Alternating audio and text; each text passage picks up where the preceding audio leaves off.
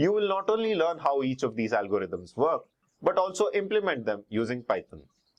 Once you're done with this, you will have a firm grasp on the concepts of machine learning.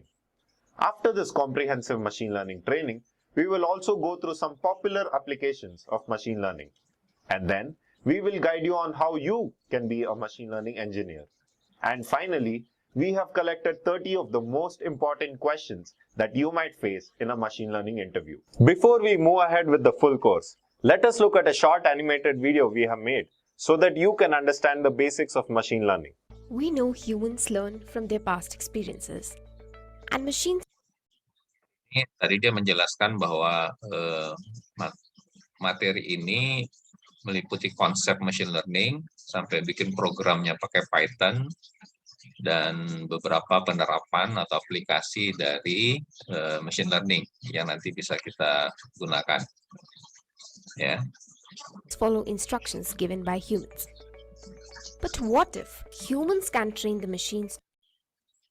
Cerita tentang bahwa manusia itu berpikir, ya, dan para ahli sedang atau sudah dan akan terus berpikir bagaimana caranya agar supaya mesin bisa berpikir seperti manusia. Ya, Anda harusnya sudah dapat materi ini di mata kuliah kecerdasan buatan. To learn from the past data and do what humans can do and much faster? Well, that's called machine learning. But it's a lot more than just learning. It's also about understanding and reasoning. So today, we will learn about the basics of machine learning. So that's Paul. He loves listening to new songs. He either likes them or dislikes them. Ini dia memberi ilustrasi bagaimana mesin learning bekerja. Ada seorang namanya Paul, dia senang mendengarkan musik dan dia akan memberikan respon positif atau negatif, jempol ke atas atau jempol ke bawah. Ya. Decides this on the basis of the song's tempo, genre, intensity, and the gender of voice. For simplicity, let's just use tempo and intensity for now. So here, tempo is on the x-axis, ranging from relaxed to fast, whereas intensity is on the y-axis, ranging from light to soaring. We see kita mencoba untuk menggambarkan kesukaan lagu-lagu kesukaannya si Paul ini berdasarkan dua parameter. Tempo itu cepat dan rileks, ya, ini yang sumbu X, tempo dari lagu, kemudian sumbu Y-nya intensitas dari lagu, ringan dan soft dan biasanya itu yang lagu rock yang keras begitu ya. Nah ini jadi dia akan petakan lagu-lagu yang dia suka itu di bagian yang hijau, titik hijau, yang lagu-lagu yang tidak dia suka itu yang titik merah.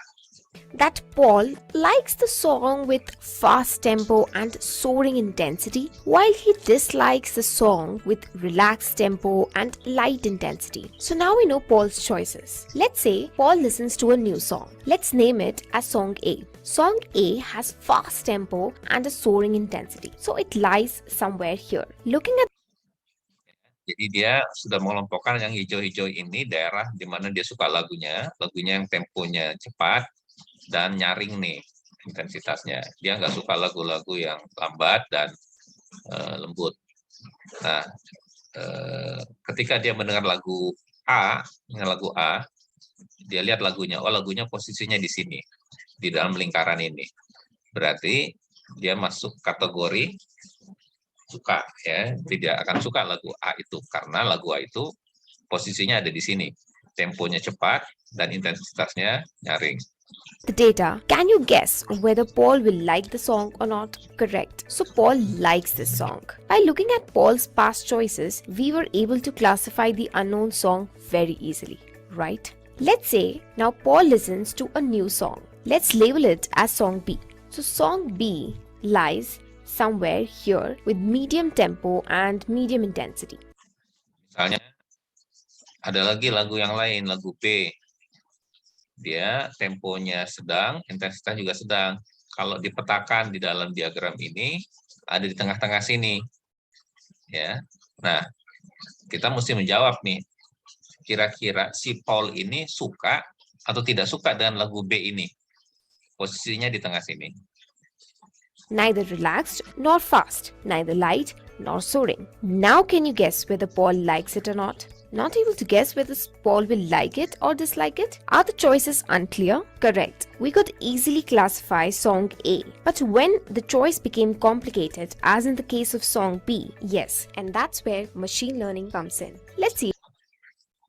Jadi menentukan suatu data, suatu objek, di mana objek itu tidak termasuk ke dalam kelompok yang sudah ada, inilah yang menjadi tantangan kita gitu ya. Jadi nanti termasuk dalam tugas proyek Anda nanti saya minta mengumpulkan objek, gambar-gambar objek, katakan gambar lah ya, bukan lagu. Kemudian nanti ada gambar yang baru, sistem Anda harus bisa menentukan ini gambar apa gitu. Ya. How? In the same example, for song B, if we draw a circle around the song B, we see that there are 4 votes for like, whereas 1 vote for dislike. If we go for the Kalau kita buat lingkaran yang baru, lagu-lagu yang dekat dengan B, yang lingkungannya dekat dengan B, maka kita bisa buat lingkaran nih di sini nih. Di mana di lingkaran ini, lagu-lagu yang disukai oleh si Paul itu ada 4 nih yang dekat dengan B. Yang tidak disukai ada 1. Berarti lebih banyak yang suka daripada yang tidak suka. Ya, jadi kita bisa menyimpulkan bahwa lagu B ini juga akan disukai oleh Paul karena dia posisinya dekat dengan lagu-lagu yang dia sukai. majority votes, we can say that Paul will definitely like the song. That's all. This was a basic machine learning algorithm also. It's called K-nearest neighbors. So this is Nah, ini metodenya namanya K-nearest neighbors algorithm. Algoritma menentukan titik terdekat tetangga, neighbors kan tetangga, nearest itu terdekat, tetangga terdekat dari objek yang mau dicari. just a small example in one of the many machine learning algorithms. Quite easy, right? Believe me, it is. But what happens when the choices become complicated, as in the case of song B? That's when machine learning comes in. It learns the data, builds the prediction model, and when the new data point comes in, it can easily predict for it. More the data, better the model, higher will be the accuracy. There are many ways in which the machine learns. It could be either supervised learning, unsupervised learning, or reinforcement learning. Machine learning terbagi dalam tiga kategori ya.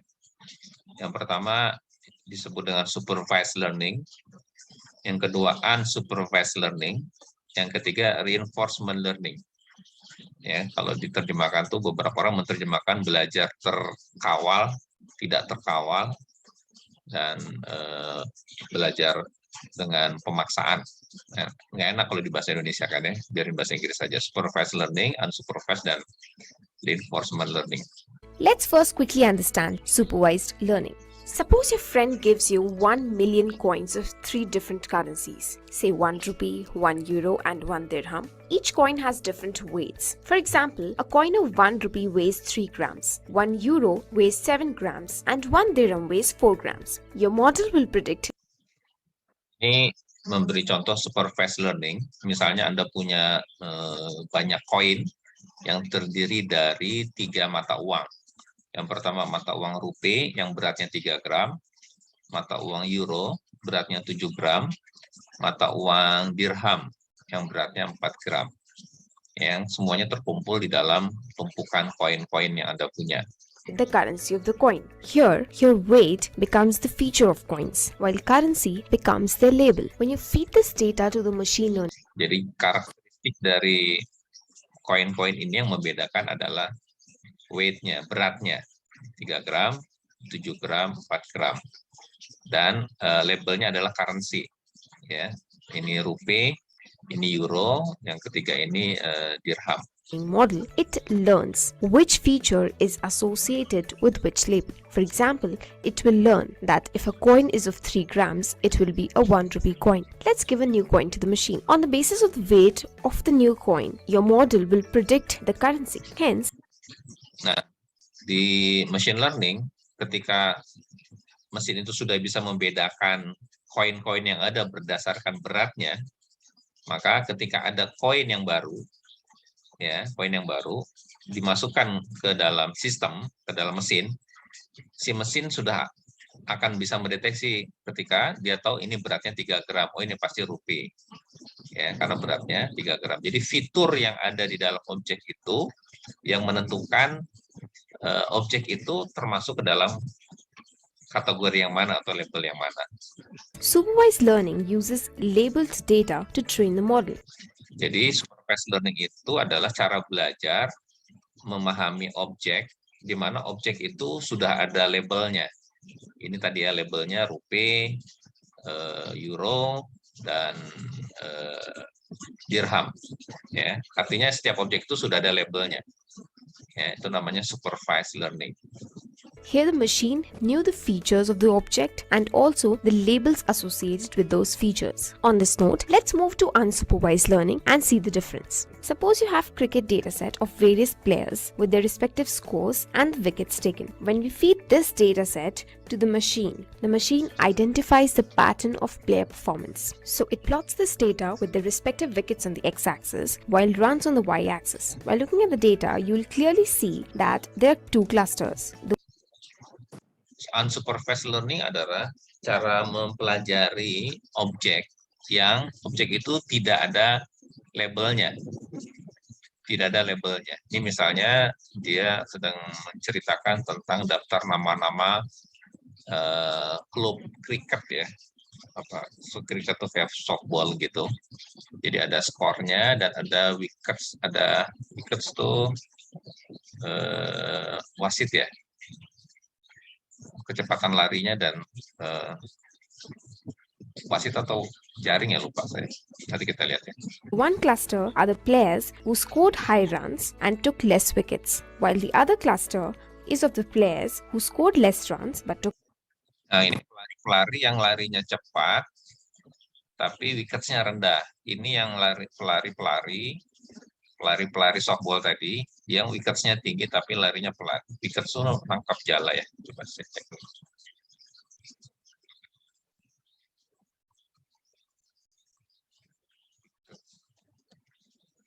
Gawang ya. Wickets itu gawang ya. Oke. Many wickets. So here we interpret these two clusters as batsmen and bowlers. The important point to note here is that there were no labels of batsmen and bowlers. Jadi ini para pemain itu tidak ada namanya masing-masing. Ya, jadi nanti kita menentukan dia kelompok mana dari nama-nama itu. Kelompok batsman yang larinya cepat tapi nggak jaga gawang, atau kelompok yang jaga gawang tapi larinya pelan. Yang di bagian belakang ya, bagian belakang ini bagian depan nih kelihatannya ya. Jadi tidak ada labelnya lebih dulu, tapi nanti kita akan menentukan pengelompokan berdasarkan ciri yang dimiliki oleh mereka. Hence, the learning with unlabeled data is unsupervised learning. So we saw supervised learning where the data was labeled and the unsupervised learning where the data was unlabeled. And then there is reinforcement learning, which is reward-based learning, or we can say that it works on the principle of feedback. Here, let's say you provide the system with an image of a dog and ask it to identify it. The system identifies it as a cat. So you give a negative feedback to the machine saying that it's a dog's image. The machine will learn from the feedback, and finally if it comes across any other image of a dog, it will be able to classify it correctly. Reinforcement learning adalah proses belajar yang ada intervensi dari user. Jadi misalnya mesin membaca gambar anjing, kemudian mesinnya bilang itu cat. Nah, kita harus kasih tahu itu bukan cat, itu dog gitu ya. Sama seperti Anda main game itu kan ada intervensi dari user untuk mengendalikan objek-objek yang ada di dalam permainan game itu. Itu namanya reinforcement learning. Nanti berdasarkan masukan dari user, si objek yang ada di dalam game itu akan mengenali dan tahu mana yang benar sehingga dia bisa nanti melakukan proses berikutnya.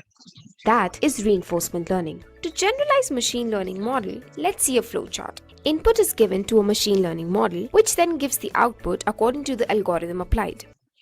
Jadi model machine learning itu adalah ada input objek-objek tadi atau data tadi yang kemudian dimasukkan ke dalam model machine learning yang di dalamnya ada algoritma tadi. Ya, ada KNN, ada SVM, support vector machine, ada Bayes, ada clustering, ada macam-macam.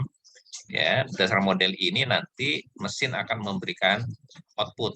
Oh, ini benda ini. Oh, ini benda itu, gitu ya, mengidentifikasi dan memberikan rekomendasi. If it's right, we take the output as a final result. Else, we provide feedback to the training model and ask it to predict until it learns. I hope you've understood supervised and unsupervised learning. So let's have a quick quiz. You have to determine whether the given scenarios uses supervised or unsupervised learning. Simple, right? Scenario 1. Facebook recognizes your friend in a picture from an album of tagged photographs. Ini kuis dari dia ini ya. Bukan kuis dari saya, nanti dari saya ada kuis lagi. Dia nanya skenario Facebook face recognition itu termasuk supervised atau unsupervised. Ya. Scenario 2. Netflix recommends new movies based on someone's past movie choices. Scenario 3. Analyzing bank data for suspicious transactions and flagging the fraud transactions. Ya.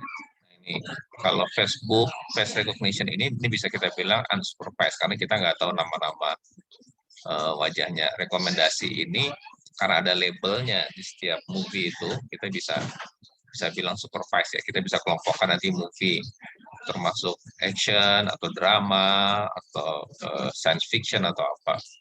Fraud detection ini untuk mendeteksi kalau ada penyimpangan di dalam transaksi perbankan atau keuangan. Ya, ini biasanya pakai reinforcement learning. Ya. Atau kalau mau pakai supervise, nggak bisa unsupervised paling bisa ya, karena kita tidak tahu transaksi-transaksi itu lebih dulu. Think wisely and comment below your answers. Moving on, don't you sometimes wonder how is machine learning possible in today's era? Well, that's because today we have humongous data available. Everybody is online, either making a transaction or just surfing the internet, and that's generating a huge amount of data every minute. And that data, my friend, is the key to analysis. Also, the memory handling capabilities of computers have largely increased, which helps them to process such a huge amount. Saat ini data tuh sangat banyak sekali, ya. Setiap menit, setiap detik manusia mengeluarkan data-data yang baru. Anda perhatikan di Facebook, Google itu video di YouTube itu selalu setiap detik, setiap menit ada data baru, ya. Dan karena itu tidak mungkin manusia melakukan pengolahan data itu dan mencari informasi yang dia perlukan secara manual. Of data at hand without any delay. And yes, computers now have great computational powers. So there are a lot of applications of machine learning out there. To name a few, machine learning is used in healthcare where diagnostics are predicted for doctors' review. Ini penerapan machine learning ya di berbagai sektor. Di dunia kesehatan banyak sekali dunia kesehatan ya. Hasil-hasil ronsen gigi, ronsen dada, segala macam itu, X-ray, itu data yang berharga tuh untuk nanti digunakan untuk mengelompokkan ini kelompok yang paru-parunya basah, ini kelompok yang paru-parunya bagaimana, ini kelompok yang hasil ronsennya begini dan seterusnya. Ya, nah itu kalau manual ada ribuan data, susah, harus digunakan secara sistem. The sentiment analysis that the tech giants are doing on social media is another interesting application of machine learning. Fraud. Sentiment analysis begitu ya. Sentiment analysis ini kalau Anda lihat kalau Anda belanja di Tokopedia atau Shopee atau apa, kan Anda suka kasih komen kan, kasih bintang 3, bintang 4, bintang 5 gitu ya. Nah, bintang-bintang itu kan menandakan Anda suka atau tidak suka. Nah, dari ribuan orang yang melakukan review dan menilai dengan menggunakan bintang, itu nanti kita bisa analisis produk ini berapa orang yang positif, berapa orang yang menganggap negatif. Positifnya karena apa? Biasanya kan itu nanti kalau Anda pakai Gojek misalnya kan Anda kasih komen, kasih penilaian, terus dilihat apakah dari perilaku orangnya bagus, sopan, bersih gitu ya. Nah, faktor-faktor itu dianalisis tuh oleh perusahaan, dan yang menganalisis ini menggunakan metode machine learning. Ya, jadi sangat applicable sekali nih Anda belajar machine learning. Detection in the finance sector and also to predict customer churn in the ini deteksi fraud ya, kesalahan atau kejahatan di dunia keuangan atau perbankan. Ini di e-commerce, Tokopedia, Shopee tadi juga digunakan. e-commerce sector. While booking a cab, you must have encountered surge pricing often, where it says the fare of your trip has been updated. Continue booking? Yes, please, I'm getting late for office. Well, that's an interesting machine learning model which is used by global taxi giant Uber and others, where they have different Ya, ini Uber tuh kayak Gojeknya di Amerika ya. Mereka menggunakan model machine learning untuk memproses data-data yang mereka peroleh dari para pengguna. Ya kan, kalau Anda pakai Gojek online atau apa itu kan data Anda kesimpan. Anda pergi dari titik mana, menuju titik mana, jam berapa harga yang Anda bayar, siapa mitra Gojeknya, gitu ya. Seberapa kepuasan Anda, ya, respon yang Anda berikan, apa yang Anda berikan, reviewnya dan seterusnya. Itu semua data. Ya. Anda bayangkan di Jakarta itu 5 tahun yang lalu 1,5 juta transaksi yang terjadi Gojek. Mungkin sekarang udah 3 jutaan atau 2 jutaan. Mungkin dengan pandemi agak turun. Tapi jutaan data per hari yang di-generate oleh Gojek gitu. Anda kebayangkan berapa puluh juta data per bulan, berapa ratus juta data per tahun ya yang mereka harus olah. Nah, ini mereka butuh orang yang ngerti machine learning, deep learning itu namanya nanti data scientist ya. Data scientist, data engineer yang mengolah data ini. differential pricing in real time based on demand, the number of cars available, bad weather, rush hour, etc. Nah, ini kalau Anda perhatikan harga Gojek misalnya, ini Uber-nya kasusnya, itu akan berubah-ubah tergantung permintaannya lagi tinggi atau enggak ya, lagi penuh apa enggak, cuacanya, tergantung dari jumlah mobil yang ada. Ini kalau pakai Gokar ya. Ya, lagi So they use the jam surge atau pricing tidak model gitu ya. to ensure that those who need a cab can get one. Also, it uses predictive modeling to predict where the demand. Nah, maka mesin learning juga digunakan untuk melakukan prediksi ya. Pada jam berapa permintaan itu tinggi dan di titik mana gitu. Sehingga nanti dia bisa mengarahkan mobil-mobil pada jam segini ke titik ini. Ini lagi penuh nih biasanya gitu ya. Ini semua data-data itu berharga sekali untuk diolah dan menentukan kebijakan apa yang nanti akan diambil. Will be high, with the goal that drivers can take care of the demand and surge pricing can be minimized. Great! Hey Siri, can you remind me to book a cab at 6 p.m. today? Okay, I'll remind you. Thanks. No problem. I hope that has got you all interested to learn machine learning. Over to you, Richard. Baik, materi kita sampai situ dulu hari ini. Sebentar.